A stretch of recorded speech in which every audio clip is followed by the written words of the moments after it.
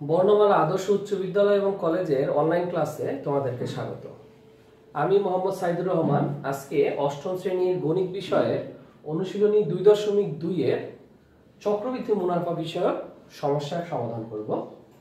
আমরা আজকে অনুশীলনী 2.2 এর 9 নাম্বার অঙ্কটি সমাধান করার চেষ্টা করি। প্রশ্নটা যদি আমরা দেখি যে একই হার মুনাফায় কোনো মূলধনের 1 বছরান্তের চক্রবৃদ্ধি মূলধন। চক্রবৃদ্ধি মূলধন কথাটা যেহেতু এসেছে, আমরা গত ক্লাসে এই চক্রবৃদ্ধি মূলধনের সূত্র নিয়ে আলোচনা করেছিলাম। সূত্রটা ছিল কি? চক্রবৃদ্ধি মূলধন C equal to P into 1 plus R to the power n। এটাকে যদি আমরা একটু অ্যানালাইসিস করি, আমরা দেখতে পাবো কয়টা রাশি, এখানে একটা P আছে। গত ক্লাসে আমরা এটা দেখেছি, P হচ্ছে মূলধন বা আসল, R হচ্ছে মুনাফার হার, M হচ্ছে সময়। আমাদের এই অংশটার মধ্যে, এই অঙ্কটার মধ্যে আমরা কিন্তু P এর মান মানে হচ্ছে আসলের কোনো মান দেখতে পাচ্ছি না, বা R এর কোনো মান একই হার মুনাফাটা দেওয়া নেই, এবং N এর একটা মান, N এর মান আচ্ছা একই হার মুনাফায় কোনো মূলধনের 1 বছর আনতে, তার মানে N এর একটা মান দেওয়া আছে। আবার চক্রবৃদ্ধি মূলধনটা দেওয়া আছে। আবার দেখতে পাচ্ছি 2 বছর আনতে। তো বোঝা গেল যেহেতু N এর মান 2টা রয়েছে, তার মানে এই সূত্রটা দুইবার পড়বে। এখানে মূলধন কত, তার মানে P এর মানটা আমাদের কাছে চাচ্ছে ওরা, এবং দুইটা অংশে দুইটা মূলধন যেহেতু দেওয়া আছে, সূত্রটা কিন্তু দুইবার পড়বে। এবং এই আরেকটা মান R এর মানটা এখানে দেওয়া নেই। যখন আমাদের মানগুলো দেওয়া না থাকবে, তখন আমরা কি করব? আমরা তখন ধরি মুনাফার হার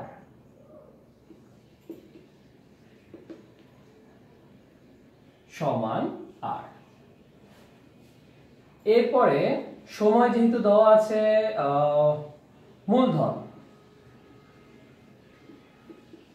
মূলধন সমান P, যার মানটা আমরা বের করব।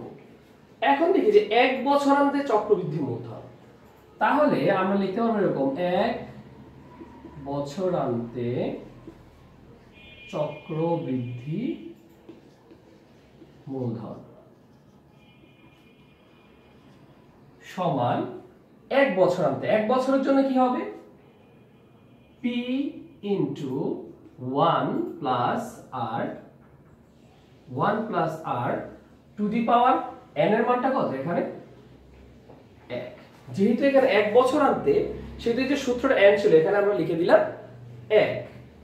তাহলে 2 বছর আনতে কি হবে? 2 বছর আনতে চক্রবৃদ্ধি মূলধন কি হবে? P into 1 plus R to the power 2, যেহেতু এখানে 2 বছর বলেছে। তাহলে আমরা যদি দেখি যে প্রশ্ন মতে এখানে আমার কাছে আসতেছে কি আসতেছে? এই অংশটা সমান আসতেছে 6500, এবং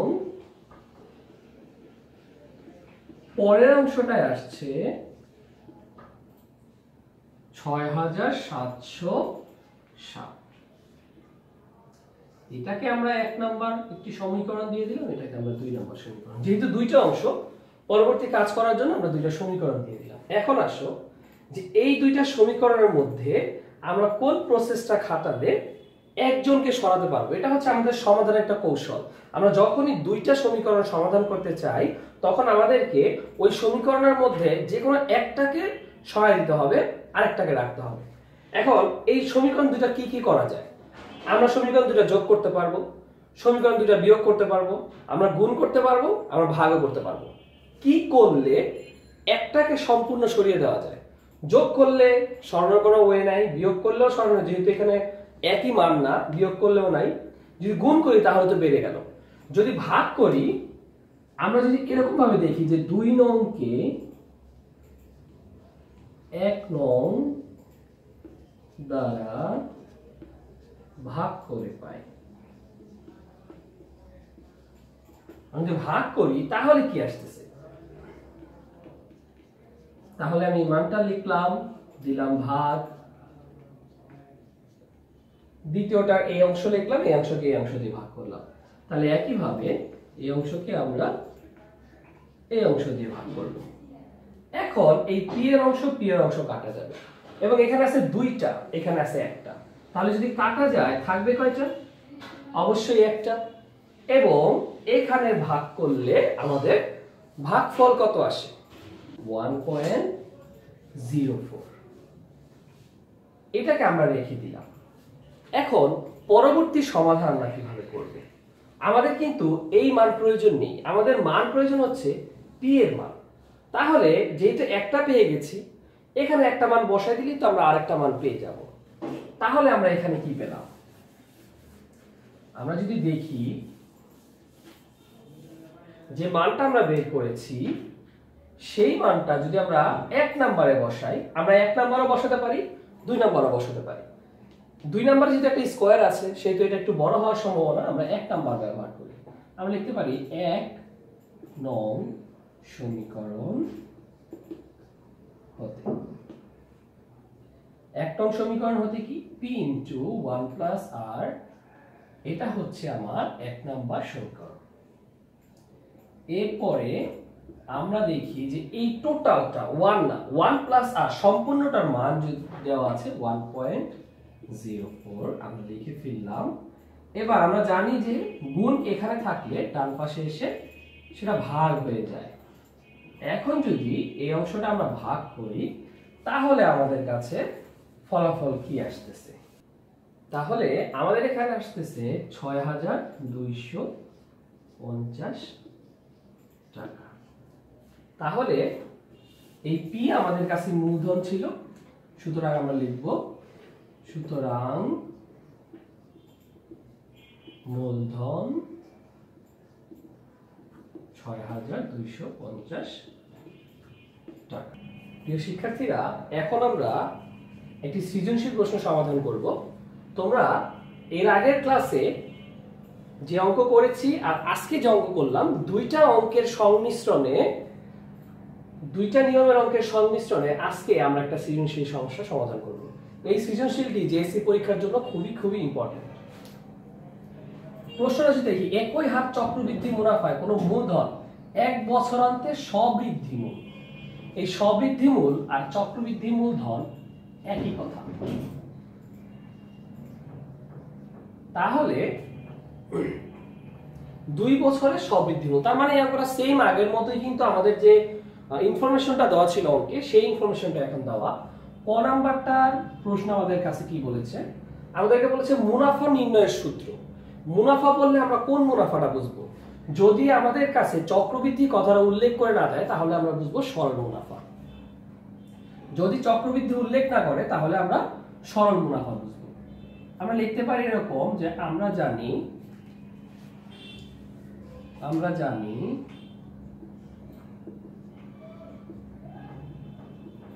সরল মুনাফা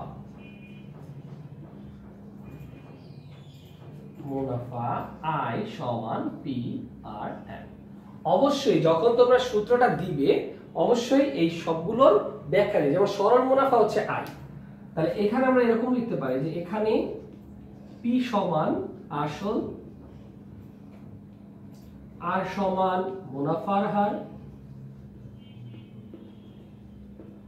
N সমান সময়। যদি তুমি সরল মুনাফাটা আগে উল্লেখ না করো, তাহলে তুমি এখানে এটাকে উল্লেখ করে দিতে পারো। অর্থাৎ আমরা যে ক্যারেক্টারগুলো দিয়েছি, প্রত্যেকটা ক্যারেক্টারের পরিচয় আমরা দিয়ে দিলাম। এই গেল ক।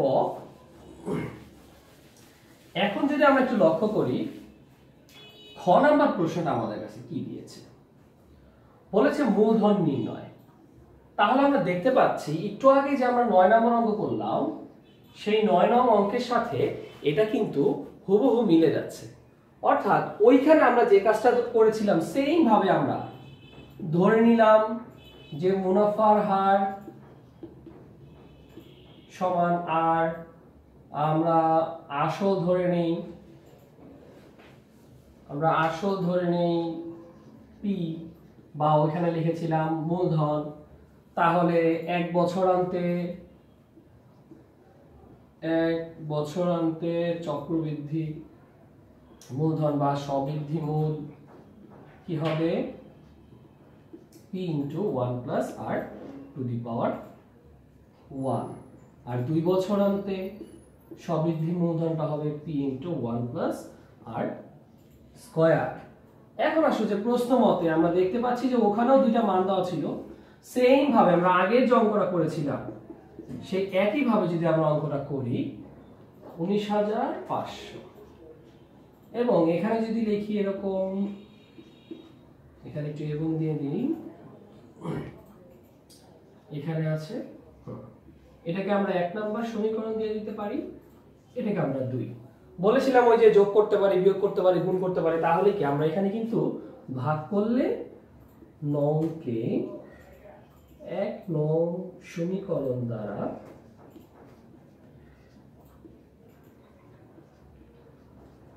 ভাগ করে। তোমাদের প্রশ্ন আসতে পারে স্যার কেন আমরা 2 নং কে 1 নং দিয়ে ভাগ করলাম, কেন আমরা তো 1 নং কে 2 নং দিয়ে ভাগ করতে পারতাম। আমরা যে বড় মানটা পাবো সেটা কি আমরা সবসময় আগে রাখার চেষ্টা করব। মানটা যেহেতু বড় সেই তো আমরা এটাকে আগে রাখলাম।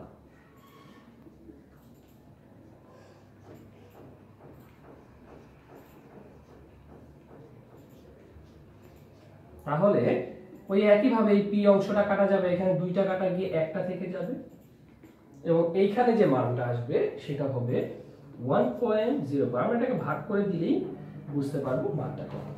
তাহলে কি আমরা আগের মানটাই কিন্তু পেয়ে গেলাম, এখানে 1 প্লাস r এর মান। আমরা জানি যে মানটা পাওয়ার পরে 1 নাম্বার বা 2 নাম্বার যে কোনো একটা সমীকরণের মানটা বসালেই হয়ে যাবে। তাহলে আমরা দেখি যে মানটা বসানোর পরে আমাদের যে 1 নাম্বার আছে সেটা লিখতে পারি 1 নং সমীকরণ হতে। 1 নম্বর সমীকরণটাকে যদি আমরা উল্লেখ করি, করলাম,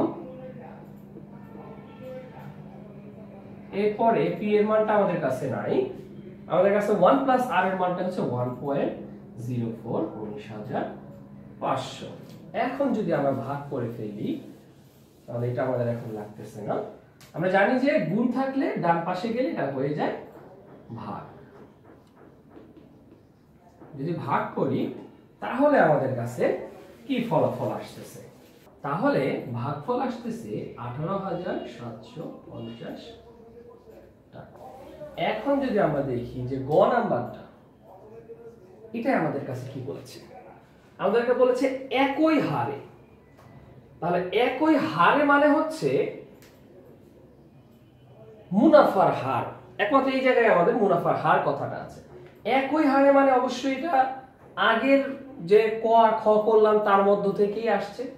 সেই হারটা কত, আমরা যদি দেখি খ হতে হারের একটা মান আমরা পেয়েছিলাম, কিন্তু মানটা কিরকম পেয়েছিলাম, আমরা পেয়েছিলাম যে 1 প্লাস r সমান, এটা কেন লিখলাম, এটা লিখলাম এই কারণে যে আমাদের কাছে হারটা কি দেওয়া ছিল, আমাদের কিন্তু হারের মান আমরা খ নাম্বারে বের করি, আমরা আসল বের করেছি। তা 1 প্লাস r এর মানটা হচ্ছে, এখান থেকে আমরা খ হতে একটা লাইন থেকে এটা আমরা নিলাম, এখান থেকে আমরা যদি এটাকে বিয়োগ করে তাহলে মান নিয়ে নিই, তাহলে আমরা পেয়ে গেলাম যে r এর মানটা হচ্ছে 0.04। তাহলে আমি একটা মান, আমরা যেহেতু জানি যে আমাদের যে অঙ্কই করি না কেন সেই অঙ্কের মধ্যে কিন্তু আমাদের এই মানগুলো লাগবে, মানে p এর মান লাগবে, i এর মান লাগবে, r এর মান, প্রত্যেকটা মান আমাদের প্রয়োজন হবে। এখন এই মানগুলো আমরা বের করব কিভাবে, সূত্রটা বের করব কিভাবে, তাহলে অবশ্যই আমাদের মানগুলো প্রয়োজন, আমি একটা পেয়ে গেলাম, আর বাকি থাকে কি কি। ও এখানে বলেছে কি সরল মুনাফা, আমরা জানি সরল মুনাফা সূত্র হচ্ছে p i PRN। অলরেডি আমরা r এর মানটা বের করে ফেলেছি, বা এখানেও আমাদের r এর মানটা প্রয়োজন আছে, বাকি থাকলো n এর মান।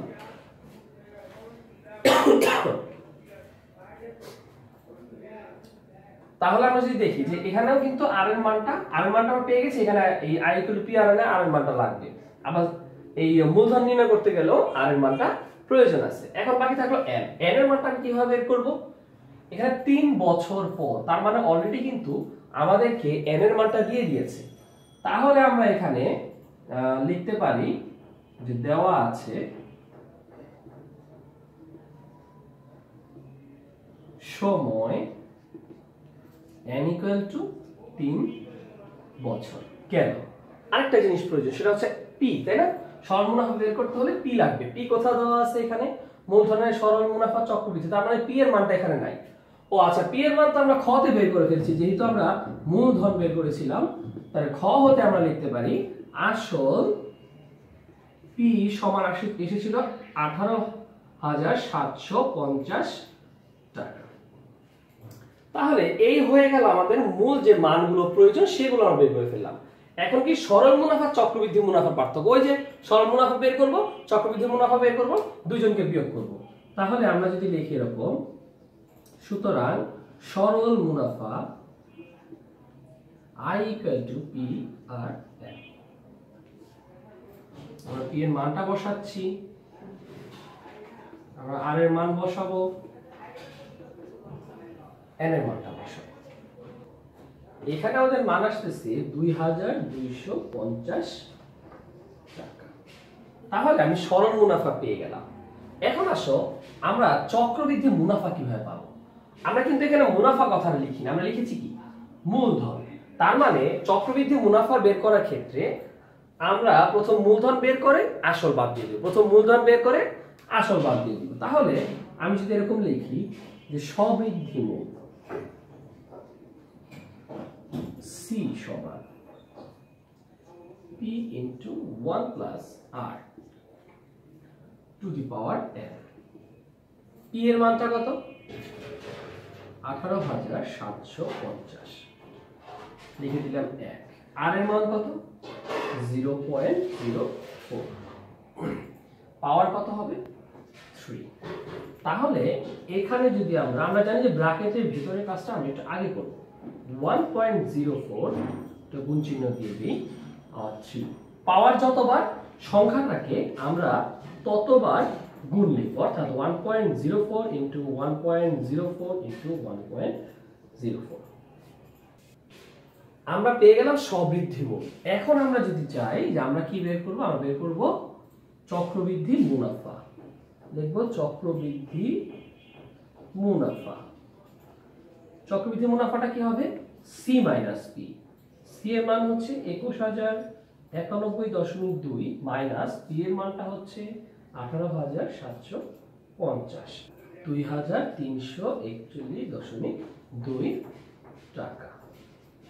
এই আসলো আমাদের চক্রবৃদ্ধি মুনাফা। এখনো কিন্তু আমাদের অ্যান্সার আসেনি। আমাদেরকে বলেছে চক্রবৃদ্ধি মুনাফা আর সরল মুনাফার পার্থক্য। আমরা যেহেতু দুইটা মানে বের করে ফেলেছি, সেটা আমরা এখন লিখব সরল মুনাফা ও চক্রবৃদ্ধি মুনাফার পার্থক্য সমান 23,341.2 বিয়োগ 2,250। আমরা যদিও আগে সরল মুনাফা লিখেছি, কিন্তু চক্রবৃদ্ধি মুনাফার মানটা সবসময় আগে বেশি আসবে, সেটা থেকে আমরা সরল মুনাফার মানটা বাদ দিব। তাহলে আমাদের আসতেছে 91.2 টাকা। এটাই হলো আমাদের উত্তর। তাহলে প্রিয় শিক্ষার্থীরা, তোমাদের বাসার কাজ হচ্ছে এই যে আমি দুই প্যাটার্নে আসলে মূলত কি করলাম, আমরা যদি এই অঙ্কটাকে আগের ক্লাসকে আর এই ক্লাসকে কম্বিনেশন করি, তাহলে মূলত আমরা দুইটা নিয়মের অঙ্ককে শিখলাম। এই দুইটা নিয়মের অঙ্ককেই আমাদের খুব ভালো করে করতে হবে, কারণ একটা ফরম্যাট আসবেই পরীক্ষায়। তাহলে আমরা যদি দেখি ফরম্যাটগুলো কি কি, ফরম্যাটগুলো হচ্ছে এই যে আমরা মূলধন বের করলাম কিভাবে, দুইটা সমীকরণ তৈরি করলাম। সমীকরণ কেন তৈরি করলাম? যে 1 বছরান্তে সবৃদ্ধি মূল, 2 বছরান্তে সবৃদ্ধি মূল। এখন পরীক্ষার মধ্যে তো এইভাবে দিতে পারে, 2 বছরেতে একটা দিল বা 3 বছরে একটা দিল, বা এখানে 5 বছর এখানে 7 বছর দিল, কিন্তু দুইটা দিয়ে দিল। এরপর আমরা দুইটা সমীকরণ তৈরি করে ভাগ করে পি এর মান বের করলাম, ভাগ করার পর আর এর মান পেলাম, সেটা আমরা 1 নম্বরে বসিয়ে পি এর মান পেলাম। তার মানে মূলধন নির্ণয়ের সূত্র, অঙ্কের প্যাটার্নটা কি? 1 বছরান্তে সবৃদ্ধি মূল বা 2 বছরান্তে চক্রবৃদ্ধি মূলধন, এই গেল একটা প্যাটার্ন। আরেকটা প্যাটার্ন আসতেছে কি? চক্রবৃদ্ধি মুনাফা ও সরল মুনাফার পার্থক্য। এই ক্ষেত্রে আমাদের প্রথম সরল মুনাফা বের করে নিতে হয়, এরপর চক্রবৃদ্ধি মুনাফাটা সরাসরি না বের করে আমরা চক্রবৃদ্ধি মূলধন বের করি, সেখান থেকে আমরা আসলটা বাদ দিই C - P দিয়ে।